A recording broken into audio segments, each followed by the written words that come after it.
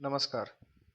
ધોરણ 6 ના વહાલા વિદ્યાર્થી મિત્રો, સ્વાગત છે તમારું આપણી પોતાની યુટ્યુબ ચેનલ ઓશિયન ઓફ નોલેજમાં. આજે આપણે યુનિટ 4 સર્કલ ઓફ લવ પ્રેમનું વર્તુળનું સોલ્યુશન જોવાના છે. તો ચાલો શરૂ કરીએ. વોકેબ્યુલરી પ્રશ્ન ક્રમાંક 1 છે, find the following words from the grid. તમને જે શબ્દ ચોરસ આપ્યું છે તેમાંથી તમારે નીચેના શબ્દો શોધવાના છે. તો અહીંયા ફાધર છે, આપણે શોધી લીધું. અહીંયા મધર છે, આપણે શોધી લીધું. પછી અહીંયા અંકલ છે. એવી જ રીતના બધા જ શબ્દો આપણે શોધી લીધા છે.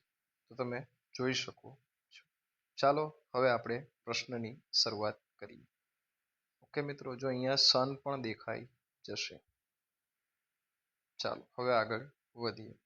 પ્રશ્ન ક્રમાંક 2, make the box around the odd one.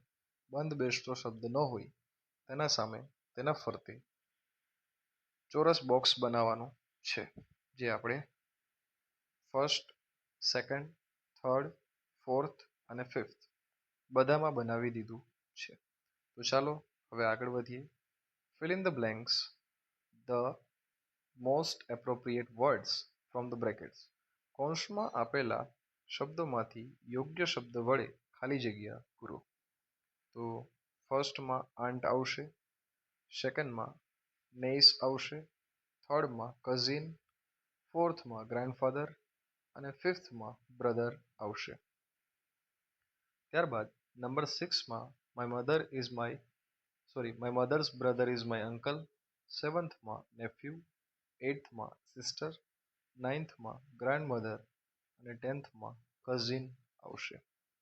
તો ચાલો શરૂ કરીએ. Question number 4, arrange the jumble letters and make meaningful words. આડા-અવળા અક્ષરોને ગોઠવી અને અર્થસભર શબ્દ બનાવવાનો છે. તો ફર્સ્ટમાં બનશે આંટ, સેકન્ડમાં બનશે નેફ્યુ, ત્યારબાદ કઝિન, ફોર્થમાં બનશે અંકલ, ફિફ્થમાં બનશે બ્રધર, સિક્સમાં બનશે સિસ્ટર, સેવન્થમાં બનશે ફાધર અને લાસ્ટ એઇથમાં બનશે મધર. ચાલો તો આગળ વધીએ. Question number 5, make the words using the last letter of the previous word. જેમ કે અહીંયા ફેમિલીના વાય પરથી યલો, પછી યલ્લોના ડબલ્યુ પરથી વોલ અને વોલના એલ પરથી લોક. એવી રીતના વુમનથી નેસથી ઈગલ ને ઈથી એલિફન્ટ. એવી જ રીતના આપણે પ્રીવિયસ વર્ડનો યુઝ કરી અને નેક્સ્ટ લેટર બનાવેલો છે, તમે જોઈ શકો છો. ઓલરાઈટ, ચાલો. લિસનિંગ ફેમિલી એન્ડ ફ્રેન્ડ્સ, જેમાં તમારે question 1, complete, recite and enjoy, એટલે કે કાવ્ય પૂર્તિ કરો, પછી એને ગાઓ અને પછી માણો. તો દર વખતની જેમ આપણે અહીંયા કાવ્ય પંક્તિ તમારા માટે પૂર્ણ કરી રાખેલી છે. તમારે જસ્ટ વિડીયો પોઝ કરવાનો છે અથવા તો સ્ક્રીનશોટ લઈ અને શાંતિથી લખી લેવાનું છે મિત્રો. ચાલો, થઈ ગયું? સરસ. હવે આગળ જોઈએ. Question number 2, find the rhyming words from the poem. એક સરખા શબ્દો જે પ્રાસવાળા હોય તે શોધવાના. જેમ કે ડિયર માટે ચિયર અને યર, સ્ટેન્ડ માટે હેન્ડ, વાઇલ માટે સિમ્પલ અથવા તો સ્માઇલ, માફ કરજો, વાઇડ માટે પ્રાઇડ, અલોન માટે ગ્રોન, બ્રાઇટ માટે ડિલાઇટ ને ડે માટે મે તથા 8th નંબર છે ક્યોર માટે પ્યોર. ચાલો ક્વેશ્ચન નંબર 3 શરૂ કરીએ. Fill in the blanks according to the poem. Poem કાવ્ય પ્રમાણે ખાલી જગ્યાઓ પૂરવાની છે. Our love grows stronger. Second છે through highs and lows. Next આપણે જોઈએ ક્વેશ્ચન નંબર 3 માટે, friends are gems shining bright. Next આપણે જોઈએ they make our journey worth the while. Now આપણે ક્વેશ્ચન નંબર 5 તરફ જઈએ, that is our strength our pride. સિક્સમાં આવશે લાફ, સેવન્થમાં હેન્ડ્સ એન્ડ હાર્ટ્સ, એઇથમાં આવશે ડિલાઇટ, નાઇન્થમાં એમ્બ્રેસ ને 10થમાં આવશે with every secret every smile. All right friends, ચાલો હવે ક્વેશ્ચન નંબર 4 માટે આગળ જઈએ.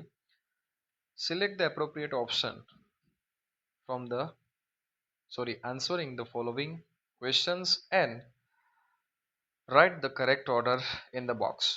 તો ફર્સ્ટ છે blank village woman went to the fetch water from the well. એમાં આવશે 4. ક્વેશ્ચન નંબર 2 છે the first woman's son sings beautifully. થર્ડમાં આવશે થર્ડ, ફોર્થમાં આવશે 3v1 અને ફિફ્થમાં આવશે ડાયમંડ. ઓલ રાઈટ, હવે આપણે આગળ વધીએ ક્વેશ્ચન નંબર 5 માટે. તો ડિક્શનરીમાંથી તમારે મિનિંગફુલ સેન્ટેન્સ અથવા તો સમાનાર્થી શોધી અને વાક્ય બનાવવાના છે. તો લેટરનો થાય આફ્ટર અને વાક્ય બનશે later a strong boy walked by. Second રિસાઇટનું થશે રિપીટ. થર્ડ એલ્ડરનું થશે સિનિયર અને એનું વાક્ય. ફોર્થ સરપ્રાઇઝડ માટે સોક્ડ અને એનું વાક્ય. એવી જ રીતના ફેચ માટે બ્રિંગ અને આ એનું વાક્ય. ચાલો સમય ન બગાડતા ક્વેશ્ચન નંબર 6 જોઈએ. રિપ્લેસ ધ અંડરલાઇન વર્ડ અને તમારે નવું સેન્ટેન્સ બનાવવાનું છે. આર્ટિફિશિયલ માટે રિયલ, બિફોર એટલે આફ્ટર, કેમ તો એના માટે વેન્ટ અને વીક તો એના માટે સ્ટ્રોંગ અને ક્રાઇડ તો એના માટે સ્માઇલ્ડ. ક્રાય એટલે રડવું થાય, સ્માઇલ એટલે હસવું.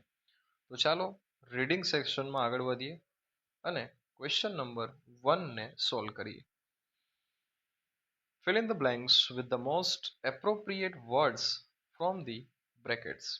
ફર્સ્ટ છે exceedingly, સેકન્ડ છે splashed, થર્ડમાં આવશે ગોવર્ધન, ફોર્થમાં પ્રોટેક્ટ અને ફિફ્થમાં આવશે ભગવત. સો question number 2, find out the correct sentence from the pairs and write them.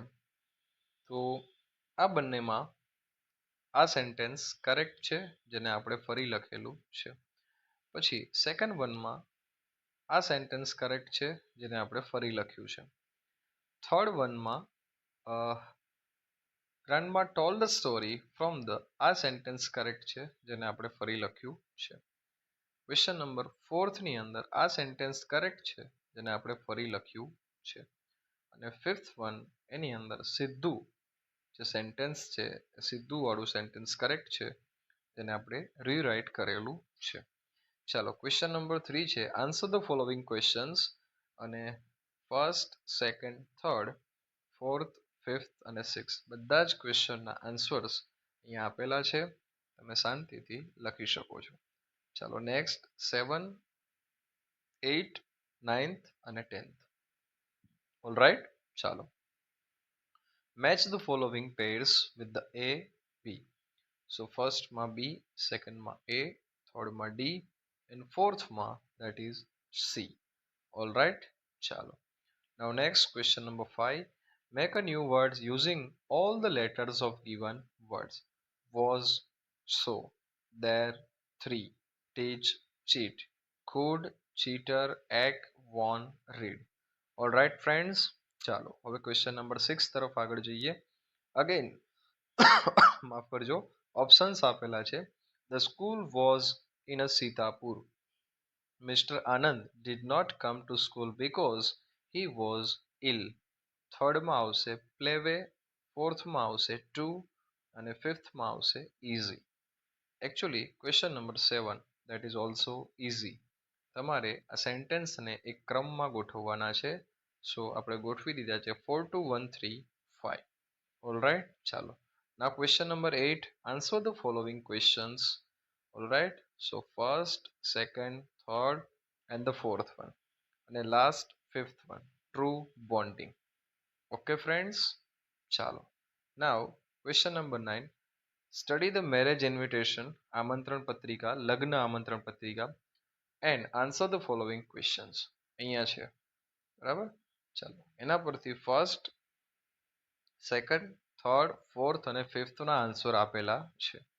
All right, ચાલો, now we are moving forward in the writing section. અહીંયા તમારે અમુક મેસેજ આપ્યા છે અને તેને તમારે તમારી શાળામાં ક્યાં લખશો એ તમારે લખવાનું છે. જુઓ, first, second, third, all right, and fourth and fifth. Okay friends, ચાલો નેક્સ્ટ SMS ઝોન છે. Second, read the message inviting friend to your birthday party. So here there is only two blank. All right. Question number 3. આપણે જન્મદિવસ પાર્ટીમાં આમંત્રિત કર્યા છે પણ તમે બીમાર છો, સો એને રિપીટ જે મેસેજ કરવાનો છે એ અહીંયા આપેલો છે. ઓલ રાઈટ, ચાલો. Now next question number 4.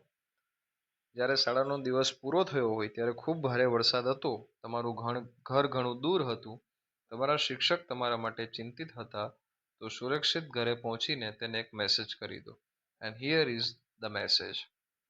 એવી જ રીતના જન્મદિવસની શુભેચ્છા આપવા બદલ આભાર વ્યક્ત કરતો એક થેન્ક્સ મેસેજ છે એ તમારે અહીંયા કરવાનો છે.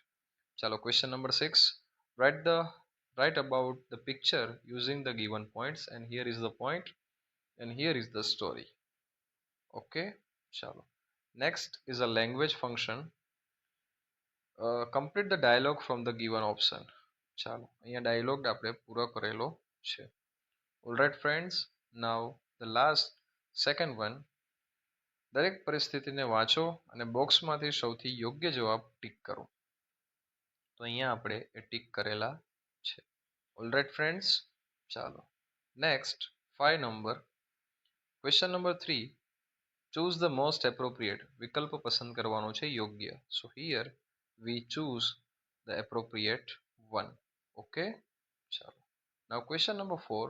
And the last question, select the most appropriate option B, E, C, A and the D. Thank you friends, અહીંયા આપણો લેક્ચર પૂર્ણ થાય છે.